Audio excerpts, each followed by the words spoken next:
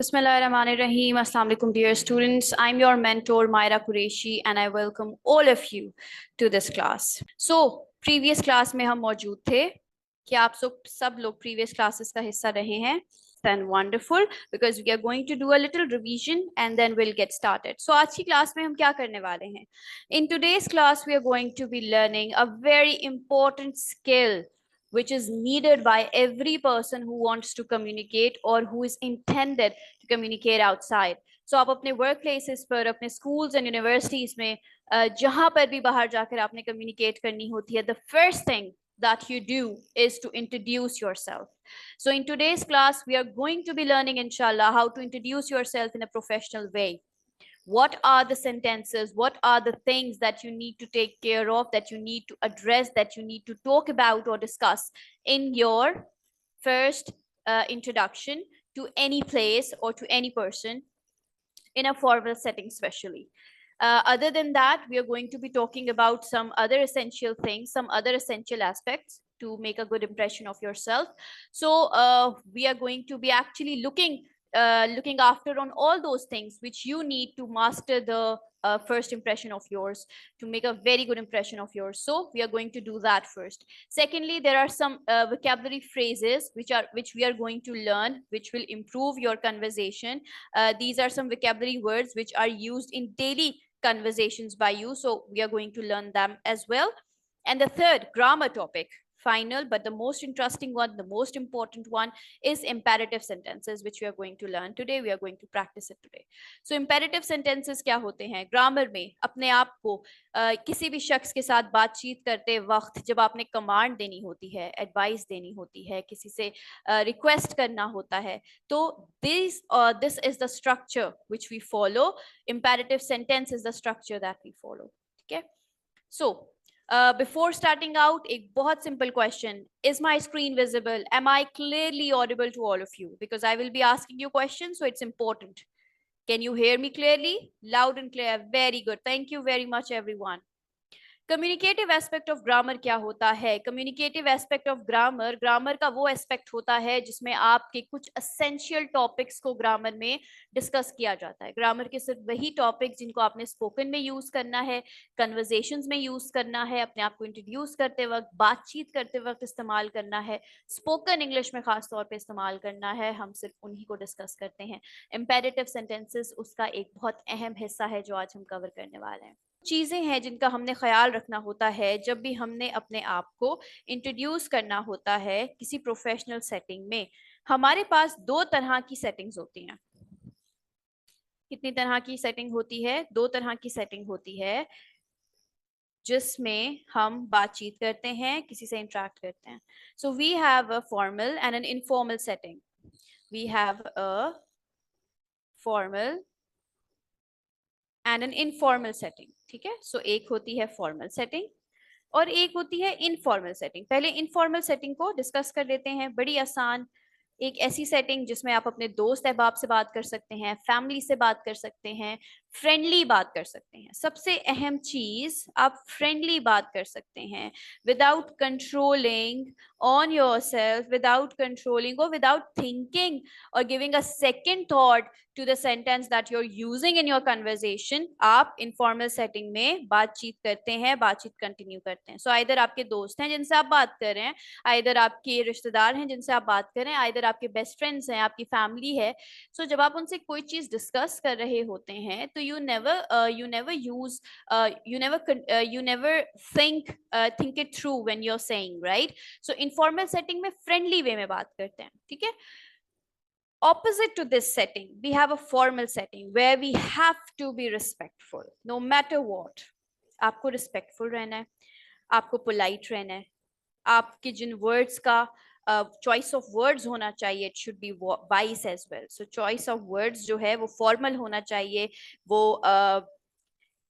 एक ऐसा वर्ड होना चाहिए जो कि आपकी क्वालिफिकेशन को शो करता हो, जो रिस्पेक्ट को शो करता हो, जो पोलाइटनेस को शो करता हो.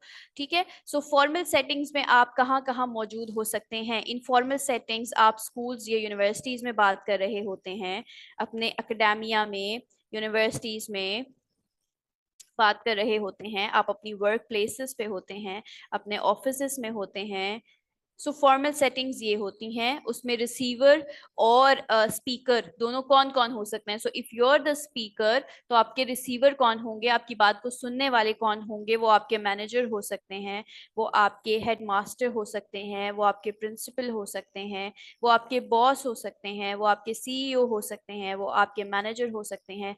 जो every person who is above in rank to you, उनसे बातचीत करते वक्त you have to make sure that you are using formal, polite and respectful words. ठीक है, formal and informal setting clear है सबको. इसको एड्रेस करेंगे. हमारा रिसीवर कौन होगा, हमारे टीचर हो सकते हैं. Very good. हमारे हेडमास्टर हो सकते हैं, हमारे सीनियर्स हो सकते हैं, who is higher in rank than you, हमसे बड़े दर्जे वाले शख्स हो सकते हैं. Very good, well done, that's understood. So first of all, जब भी आप उनसे बात करते हैं, सो पहला जो कन्वर्सेशन होता है उसमें आप अपने आप को इंट्रोड्यूस करते हैं. इंट्रोड्यूस करते वक्त हमें अपनी लैंग्वेज का, हमें अपनी ड्रेसिंग का, हर एक एक चीज़ का ख्याल करना है. हमें अपने वर्बल जेस्चर्स का, नॉन वर्बल जेस्चर्स का, सब चीज़ों का ख्याल रखना है. सो नॉन वर्बल जेस्चर्स को जल्दी से डिस्कस कर लेते हैं.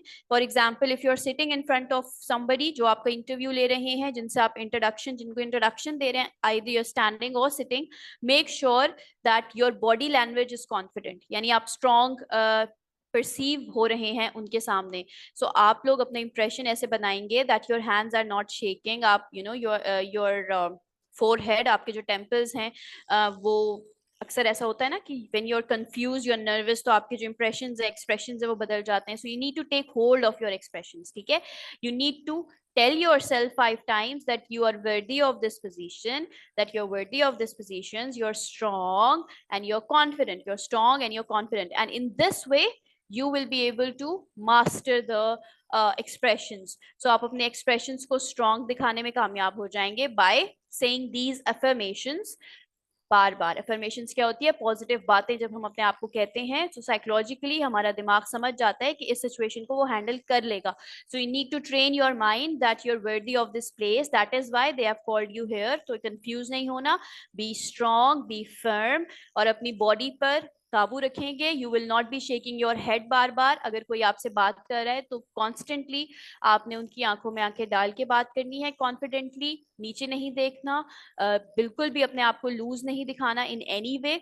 आपकी आवाज को शेक नहीं होना चाहिए. आराम से बात करेंगे, पोलाइट वे में बात करेंगे. ठीक है, ड्रेसअप अच्छे तरीके से होना है. बहुत ब्राइट कपड़े नहीं पहनने, बहुत ऐसी फैंसी एसेसरी नहीं डालनी आपने जो कि आपको एक बुरा इंप्रेशन दे. सो ऑलवेज डिसेंसी को प्रेफर करेंगे.